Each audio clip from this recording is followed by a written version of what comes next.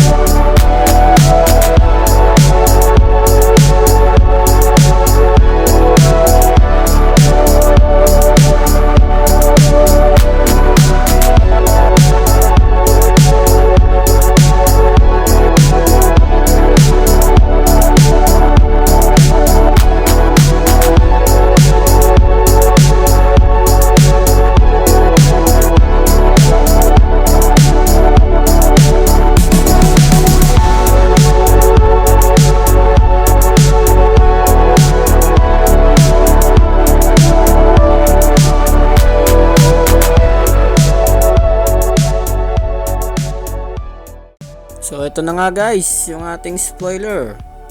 So matapos ang mahabang preparasyon, binili natin siya nung May. Nirepaint naman natin siya 2 weeks ago. At yan na po, may kabit na rin natin sa wakas. So ano po ba ang opinion nyo? Ano po bang masasabi nyo sa ating project? Pakikomento naman po sa baba, gusto po naming malaman. At yan po, sana po nagustuhan nyo. At salamat po sa panonood at pagsama sa aming activities for today. So hanggang dito na lang po guys. Kita-kita po tayo ulit sa aming mga susunod pang videos. And huwag po natin kalilimutan, mag-ingat po tayo palagi. Paalam!